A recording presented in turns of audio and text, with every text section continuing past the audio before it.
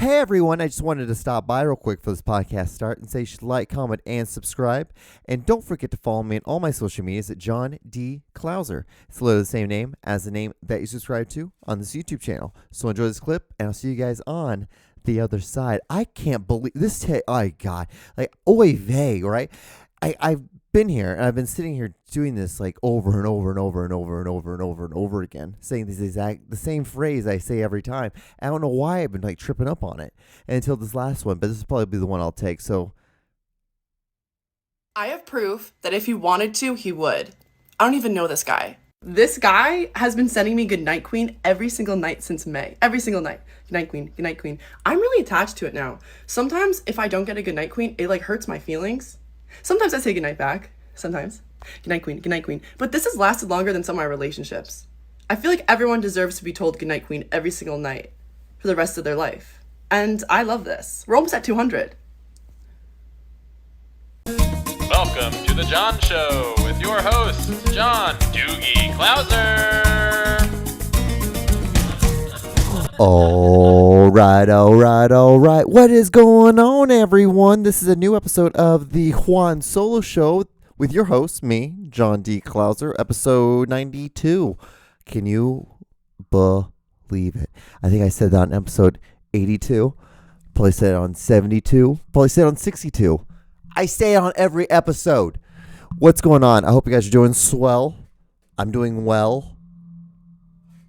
Let's have some fun. Anyway, so yeah, it's a new week. I'm filming this on, I guess, the day after Thanksgiving, the 26th, which is weird because like Thanksgiving's on a different day every year, pretty much. It's like sometimes on the 24th, sometimes on the 25th, sometimes 26th. It's just always the last Thursday of the month of November. It's just one of those times, right, guys? I hope you guys had a great Thanksgiving, if you believe in that, if you do that. Sometimes some people don't. It's weird, especially as someone who is like, I guess what you could call indigenous. I am from the indigenous parts of the world. I was born in Honduras. We have Mayan Indians. So when it's there we go. All right. So when it comes to like Thanksgiving, it's like that. It's basic, they say that the first Thanksgiving was an actual dinner with like Indians and the, was it the English or the Spanish or the people, the Pilgrims. That's the word. That's what I was looking for. And that was good, but then that was mostly just because like they were dying. The white people were fucking dying because they're not from this. They weren't from the land, and they were just dying from diseases or just like starvation mostly. I think it's because they were just fucking dumb. They didn't know what was going on at that time. They're like, well, we don't know anything about this land, so we're just dying.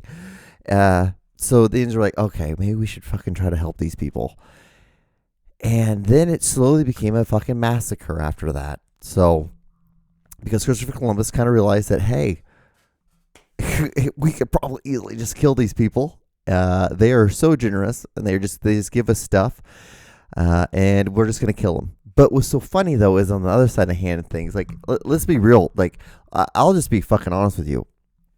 Indians, no matter if they're from American Indians, no matter if they're Central American Indians, no matter if they're South American Indians, they all will fucking kill each other. They all killed each other. That's all they did. All they did was just scalp, kill, rape, and plumage. That's all they did. It's just other groups of Indians. That's all they ever did to each other. And this is coming from someone who is, I feel like someone's like someone wants to sit down right now. Someone like I feel like in 3 years from now, someone's gonna go back and watch this episode, and they're like, how could he say that the Indians, all the Indians were all they did was just kill each other. It's like I'm fucking Indian too, kind of, like dude, I'm indigenous. I'm an indigenous person as well. Like those are my ancestors, like the Mayan Indians, the ones that would fight. They would play a game and they would kick a ball into a hole, and if they scored and they won that game, they were the ones that got killed. Those were my ancestors. So don't come at me. Don't come over here, because it's so funny. It's so funny because people are always like, oh my God, they find out I'm like half Honduran, half Egyptian, and they're like, oh my God, that's so cool. Like brown people. And they're like, oh, that's so awesome. I can't believe that. Oh, you're one of us. We're good at this. And then like as soon as I like say anything negative towards like brown people, they're like, oh, how can you say that stuff? You're culinary, well, not culinary. You're colonial with your colonial heritage. It's like, I have no colonial heritage, you fucking asshole. Like, I'm fucking just as brown as you are. Fuck, dude, I wasn't even born in this country. You were born in Wisconsin. So why are you coming at me? Why are you coming at me so hard? I'm not coming at you. I don't do any of that kind of stuff. I don't give a shit. Like, I'm stating my opinion. You know what? So, because this is the thing. This is what I've always been told. This is one thing, like I always tell people. The universe will give you tools. It'll give you a lot of tools. It will give you a bunch of tools. The thing is, one of my tools is the fact that I'm brown. So I can say a lot of brown people stuff and have brown people opinions, but I look like this. I look like this. I don't know why I look like this, but somehow I look like this. No white in me. None at all. You know what? You know what I do have? You know what I don't have? Just not much pigment. That's all. That's it. I go out in the sun. If I were to go out in the sun for like, I can literally feel myself bake. You know why? Because I'm brown and my body wants to absorb the sun. It wants to eat the sun. It wants to become brown. But you know what it has to do first? It has to burn. It burns. And then after that, I'm brown just like everyone else. But before then, it's hilarious. And it's the thing, it's scary. It scares other brown people when they see me get sunburned. They're like, I thought you're from Honduras. I thought you're half Egyptian. Why are you turning red? Why are you turning red like all the fucking white people? It's like, I don't know. This is just what happens. This is what happens. You think I enjoy it? I don't enjoy it. It sucks. You know what? It's even worse because the fact that my body wants to absorb it. My skin is just like, oh my God, here is some fucking vitamin C. Let's absorb all this shit. Let's absorb all of it. And you know what happens? I just fucking overbake. I just bake. I just get baked. And then I'm red. And then for about 2 days. And then I become brown. And then I can get almost purple. I remember when I went to the Bahamas. And I've never gotten more sun in my life. Because I went there I think it was during like April. It's like almost like Easter time. It was like the weekend after Easter or the weekend before Easter. Either way. And when I was there, when I went to the Bahamas, because the only reason I went to the Bahamas was because I had so my roommate was dating one of the cheerleaders on the college football team. And she was doing nationals because they were doing nationals in the Bahamas. And he was going to go with her. And he was like, hey, dude, you want to go to the Bahamas too? And I'm like, yeah, sure. Let me see if I can. And I think there was an extra ticket. There might have been just an extra ticket. Something happened where they just had an extra ticket and they're like, hey, it's like a free thing. And like, you can get on. I'm like, okay, fuck yeah, let's do this shit. And anyway, so they broke up like a couple weeks before the Bahama trip. And he's like, I'm not going to go to the Bahamas. Like, dude, what the fuck? I've already paid. I'm already going on this thing and I'm not going to not going to go because it's like a free trip to the Bahamas. Why in the hell would I not go? So I end up going, but he ended up not going. And then when I went down to the Bahamas, I was like, almost there was a brief second there. I was like, what the fuck am I talking about? Why am I even talking about this? But anyway, I remember now. So I went down there and I got purple. I was fucking so dark. And I got back. I was like, good God, John, you're so fucking tan. Like, you are so brown. And I'm like, yeah, dude, I get toasted.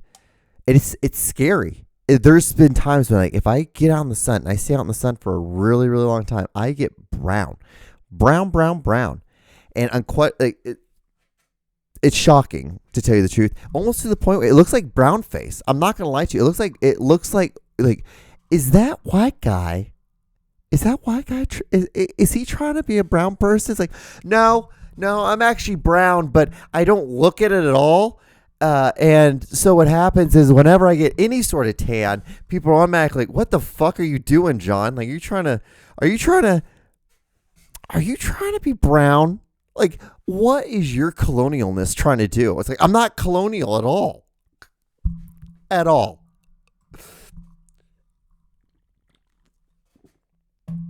Ladies and gentlemen, I just looked down my thing. I just saw that 10 minutes have gone by.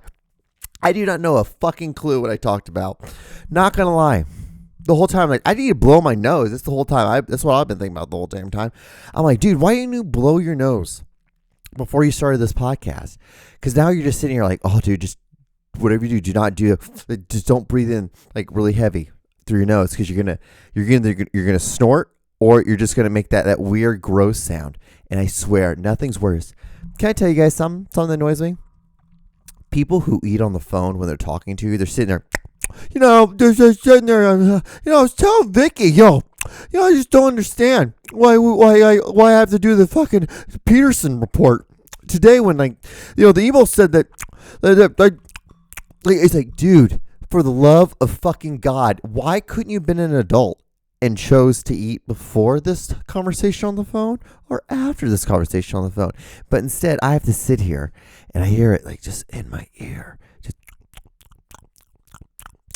Also, too, when people like slap their lips or eat with their mouth open, I don't understand how that happens either. Why were you not taught? Who did not teach you how to do this? Maybe this is the reason, too. When I first moved to the States, guess what I got to do? Guess what was a weird fucking thing that my parents thought that would be kind of cool to do? Like, let's make him more American. I went to etiquette school. I went to etiquette classes. Work from the outside in. Your plates. There's a soup spoon. There's a regular spoon. There is a salad fork. There's a normal fork. There's a way where you have to hold your fork and your knife. It's like, then you scoop. You use your knife. You can scoop on the back of it, because it was taught by Europeans. I'm like, why am I learning this? I'm just like in this room, and I'm like looking, and I'm like, there's so many fucking white people, and I'm like, why am I always the only fucking brown person in these rooms all the time? There's no other brown people taking etiquette classes. Why would they? Why would they need to? They're everything with the brown people is based off fear. Like, don't act up because your mom's gonna beat the shit out of you. Either in front of everyone in this fucking room, because if you're fucking a big enough asshole, she will do that. Or two, she'll fucking beat the shit out of you in this room and then take you home and beat the shit out of you again. It's just how it worked. See, that's the difference between white people and brown people and their way of like teaching you things. This is how it works. But the thing is, like, if I say something like this, people look at me like, oh my God, why are you talking about something like this? This has nothing to do with you. As a white person, I'm so fucking offended. Then brown people are like, why are you talking about this, dude? Like, didn't you have like white parents? Like, I came out of a brown vagina, and then I quickly got adopted. Like 6-7 years later. But hey, no big deal. Like, no big deal. Again, no idea what I'm talking about, guys. If anyone's listening, I want to say thank you so much for listening. I'm just like, I'm so incredibly just worked up this week on this podcast. I just feel like I was talking to this old professor of mine from college, and we reconnected on Instagram, and then I sent him a message. Hey, I just wanted to say I hope you're doing all good. Hope everything's well, COVID and all this stuff. And he's like, everything's going great. Here's my number. I would love to catch up with you. And I'm like, so I called him a couple days ago, and we were talking, and he's like, so you're still, I looked on your Instagram, and I said, you're still doing your film stuff. You're still doing it. You're one of the, it's so funny because you go to film school, and everyone, I remember going to film school and looking at everyone. I'm like, oh my God, like we all chose to do this. It's so insane. We all got into this program, we're all going to try our best to become a filmmaker. We all come from different backgrounds. We all have like different interests in our art, and it's just crazy. It's cool. It's the fact, like, how could we believe that all these people from all around, all different aspects of this universe came together, and like now we're in this room and we're learning about film and art, and it's blah. Like, what's so funny? Even before I went to film school, I never looked at filmmaking as art. I just looked at it as like you just took a camera, you push record, and you make stuff, and you hope to God it turned out decent. That's all it was. That's all like I thought filmmaking was until I went to film school. And then you go to film school and you're like, oh, it is art. This is what you got to listen to. You got to understand the substance of it. It's like, what? Maybe. Sometimes you don't. Maybe sometimes you just want to see a fucking girl with big tits with a gun and fucking fireworks shooting off behind her. Like, sometimes that's all you want. There's nothing wrong with that. There's real not much art in that. I mean, like, I guess maybe sometimes there's like maybe some unspoken truth of like, this is American. This is Mother Liberty shooting down the terrorist of Al Qaeda. Maybe something, I don't know. Could be. chances are probably not. Probably just was a director who was banging the fuck out of that girl and just wanted to have her in a movie because he's like, hey, she sucks my dick. I'll put her in this fucking movie because she got big tits. Guns, fireworks, boom. America. That's filmmaking. That's a director's thought sometimes too. Sometimes it's not always about, I need to make this Dutch shot. And a Dutch shot is a slightly tilted shot. You do it for like suspense because normal shots are like this. But if you were to cockeye this on the side, you'd be like, what the fuck? Why is there a reason behind that? The reason behind that is like, I want you to pay attention to exactly what's going on because I'm adjusting this in a weird way. So you look at this and you're like, what? And so like now you're fully engaged into the whole thing that I'm about to basically put into your mouth. This dialogue that I'm about to put in your mouth for the story. This is filmmaking, guys. This is filmmaking. But anyway, so we were talking and I'm like, yeah, I'm still doing it. And he's like, so how do you feel? I'm like, to tell you the truth, like I feel very stuck right now. I would say like the last like almost 10, 12 months, like a year pretty much, I've just felt stuck because I feel like I started doing this podcast. And one of the great things about this thing is like I wanted to do it just because I wanted to learn how to be able to like have ideas, say them, and have a more coherent thought, which has not happened at all on this podcast one bit at all. But you know what? Hey, you do 92 of them. Maybe if I do 92 more, I'll understand what I'm doing. That will be 184. So maybe that's the moment when I'll understand the whole everything. Maybe. Who knows? And so he's like, I get that all the time, dude. Like that's understandable. And that's the thing is like, when you feel like you're stuck, that means you're growing. It's a weird thing. He's like, let me explain. So when you're stuck, what you're thinking is you're continuously thinking about every single move that you make and with your art. And you do that because you're in your mind, you're like, I'm not that good. I'm like, or everything I'm making right now is the exact same thing I was just making. And I'm like, I'm just sitting here and I'm like,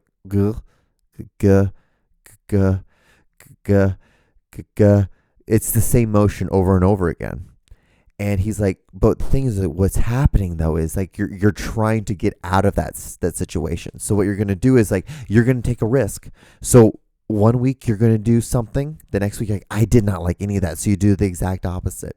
And then that time you're like, well, I kind of liked the beginning of it. Well, let's take that. I like that story aspect of it. Let's take that and like and then move forward, and then you move back to the other side of the room. And it's like a little ping pong effect. And he's like, that's basically what it is. You're going to basically like ping pong yourself out of that room. And like that room is like where you've been stuck. And he's like, that's the best way that's how I look at it. And if you just got to understand, but like think about it. If you're ping ponging back and forth, you're thinking like, okay, maybe I should go up, maybe I should go down, maybe I should go left, maybe I should go right, east, west, north, south, backwards, forwards, sideways, to Dutch angle. Like you just think different ways, and you're stroking. You're doing different strokes with like a paintbrush, and you're moving instead of just doing this like over and over and over and over again. And you're just like covering the same line. Now you're like covering the whole canvas. So as a filmmaker, you do that, and you grow, and you're gonna pop out of it, because what's so weird about fucking filmmaking is the fact there's so many aspects of it. There's the camera, there's sound, there is acting, there is scripts, there's dialogue, there are like catering, there are like makeup, there's costuming, there's all these different aspects of like, and that's what the director has to think about all the time. And so most of the time, like as a director, we want to just think about the shot, what kind of camera we want to use, and the dialogue that's going to be said with the actors. That's what we really want to think about. We don't want to think about all the other stuff with everything else, but we have to. And so it's just like fucking craziness. And you get stuck. You feel like you get stuck in your art because you've like, oh fuck, like every one of my movies look the exact same because the actors look the exact same. And then like, fuck, like all these stories, I feel like I'm telling the same story and over again. Like it's like the same, like it's the actors sitting in the same positions and talking about the same shit in every one of my movies. I was like, fuck.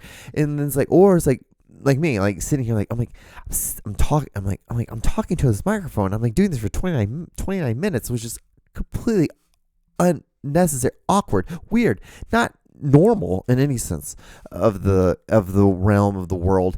And I'm like, fuck, like, I'm just like, am I sitting here just talking about the same shit again over and over again? Like, how can I like talk about new things? How can I be different? How can I like do different like thumbnails? How can I have different titles? Like, what are subjects that'd be interesting? Like, what do people find interesting that I have posted? And it's just things like that. And so it's like, fuck, shit, damn it, god dang. It's like, oh, and like but the thing is, like, that's how mine works. Like, every movement I do, I try everything I do. I how I work is the fact that like I try not to do any wasted movements, because in a film there's never any wasted moments. A director shows you every shot for a reason. He never or he or she or they never show you anything unless it's necessary. Like, if I'm telling you a story about a love story between a guy and a girl, and they met on a subway, then they went and had lunch. Then after that, they had intercourse, been dating for 6 months. Now, like, she's getting a new job in Detroit. They live in New York. They have to figure out, like, are they going to stay together or not? Are they going to break up? And then like there's like then at that point you can have like an event happens, and the girl ends up meeting the parents of the guy. And then because of that, like, they get closer. And then as an audience member watching this, you grow closer to these two characters, which is retrospective. Maybe the main story is actually about the guy and like a growth, a coming of age story. And I'm just using this because that's a very easy way. It's an easy example. I tend to do that a lot. That coming of age story example. But that's what, and then, then the next thing is that they end up like going, and they have like this huge like heart to heart, like walking on Coney Island, and you find out that like her parents, she was an orphan, and she's been an orphan her whole life. And like one of the things you realize is like she has like such a crazy career, and she moves around a lot because she never feels connected to anything.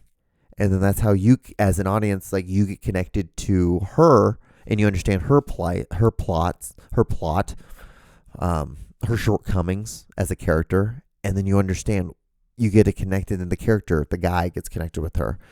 And then after that, then the day comes where she ends up moving. Like, they have a huge fight because like they never talked about like, oh well, am I going to move with you, or are you not going to move? Like, you don't want me to move? What? I thought we were getting closer. And like there's this huge blow up, and they spend time apart, and then something happens where like, oh, like you forgot a t-shirt, or like that'd be actually really bad. Like what you'd want to do is you'd have like a mutual friend someplace in this whole thing. There's like an anchor character who is a friend of like who's like really best friends with the guy at the beginning of the story. And then when he is the guy who like did something that caused like the moment for the guy and the girl to meet on the subway. Boom. And then he ends up like saying something like you could do something where like there was like a birthday party, and that was like the next day, like she was going to leave to go to Detroit, and they end up like seeing, and they have like a moment, and then that has how the movie ends, is that then they end up like talking, something like that. And honestly, to tell you the truth, I don't know where any of this was coming from. Not gonna lie to you guys. But that's what's filmmaking, and this is what it is. And I honestly just like threw out a whole fucking. But that's what actually that's like low key. That's what you do to break down a story when you're writing it. When you write, like, you break that whole thing down, and then you write the script. That's filmmaking though. But as a director, that's what you want to think about more, like things like that. You don't want to think about wardrobe. You don't want to think about makeup. You don't want to think about. You don't want to think about all that, like what kind of lenses we're going to use, because that's the cinematographer person. Like, can a camera? I don't know, just a good one. Like, you want like a really great camera that looks good, but you don't know what kind of, your whole like, so it's all over the place. So like as a director, that's how you can easily feel stuck all the time. And yeah, but that's actually like what I basically just did. How you write? That's how you sit in a room and you break down a story. And then you'd write it. You would have like, okay, guy, like you would want to have like a guy meets girl. Like you'd take 500 Days of Summer meets like The Notebook, something like that, right? And the main character is going to be the guy. What he wants. What does the main character want? The main character, he wants love. He wants to have what his parents have, which is like this, loving, like salty earth kind of relationship. Boom. And so then what happened? So then you start off the story like he was hanging out with his friend. They're gonna go to dinner. They go on a subway. Friend ends up commenting to a girl about her dress. Then he's like, hey, have you met my friend Joe? Joe meets Sarah. And then blah, blah, blah, they then that whole thing starts up, and that's how the whole film starts. And then you have your anchor character, and he's like your comic relief. And the reason why you have him around is because for weird moments like that, because he almost like a hand of God. Because if it really wasn't for him, the story would have just died right there, because they would have gone had dinner and gone home, maybe gotten drunk and smoked pot and went home and jerked off. The story would have been done. But instead, he was this person that pushed the story along to allow the main character to meet the girl who's going to be the supporting character. Blah, blah, blah. It's filmmaking, guys. And it's insane. But anyway, so we were talking about growth. And the thing is, with growth, or with being stuck, if you're stuck, it's okay. That's really what I was trying to get at here, is that it's okay to feel stuck when you're in that means you're trying to get out of it. If you're trying to get out of stuff. And this doesn't even have to relate to film or art. It is life, too. If you really want to go that deep with it, which in term I wasn't trying to go that deep with it, but I was, just this what I guess is what we can do. But yeah, it's just you feel stuck because it means you're trying to get out of it. And mostly I'm just trying to relate to my art, my film stuff, and how I feel like I have been a little stuck a little bit with my art, and it's just trying to bust through that wall. And I feel like my next steps I'm about to take are really going to push those walls down, and basically going to be able to I'm going to be able to, in the place of those holes in the walls, I'm going to make windows now, windows and doors, and I'm going to be able to, be able to do more things. So I can open the windows, let more draft in, more ideas. And then the door will be financial stuff, being able to walk through those doors and not have to be crippled or be handicapped by stuff. So it's a very interesting time as a filmmaker for me. It's one of those, okay, now I need to go from here, and I need to take everything I learned and jump up here to a new level, which is fine, but it's always a little scary. And I think that's really where this is all coming from, is that things are coming, things are moving, things are changing, and things are probably doing the same thing with you. But you got to understand that the reason why they're doing that is because you're trying to make yourself better. And by making yourself better, you're going to feel stuck. And you're going to feel like you're not doing anything right. But you are. So this might be the most in-depth little heart-to-heart thing I've ever talked about this week. I normally don't do this. I'm normally just really more into farts and turds and talking about dumb shit and getting mad about incredibly insignificant things in the world. But yeah, I have a minute and a half left, so I guess I should probably start doing a descent into the end of this podcast. But if you've gotten this far, my God, guys, thank you so much. Thank you for guys, ladies, people. Thank you for listening. Have you noticed that YouTube took down it has the dislike button, but it says dislike. It doesn't count the number anymore, which I don't know. I feel like that's weird. I don't care. It doesn't bother me any, because I don't fucking likes or dislikes this shit anyway. So anyway, but if you do watch this, please like it. Please give it a thumbs up. It's really cool. It's really nice to me. It makes me feel good. It makes me feel good. And it makes me feel like I'm not stuck. But anyway, I hope you guys are doing well. We're off to Christmas now. Halloween's over. Thanksgiving just ended. Christmas is what's next. Then New Year's is the week after. We're getting there, guys. We're doing it. I'm making a cake tomorrow. I'm making a 3-tier cake. I'm a little fucking nervous about it. I'm actually really excited as well. Anyway, yeah, I don't got anything else. I didn't do any of the football predictions. Didn't do anything. I didn't talk about anything on my list of stuff I wanted to talk about. But it's okay. We got through it. We did a podcast. Guess what I get to do? I get to play some Madden now. You should definitely do the owner mode. It's so awesome. You get a draft, you get a trade players, you get to be the owner, salary cap. It's really fucking fun. It's the best thing in the world. Go Rams. They're going to win this weekend. Anyway, I'll talk to you guys on the next episode. Just be safe. Wash your hands. Try to get unstuck. Even if you're stuck, if you feel like you're stuck, you're really not. You're doing things because you feel like you're stuck. So you're going to try to move out of that. And that's the big thing about this episode. Get unstuck. And that'll be the title. I'll see you guys on the next episode. Bye. All hands in. 1, 2, 3. Get unstuck.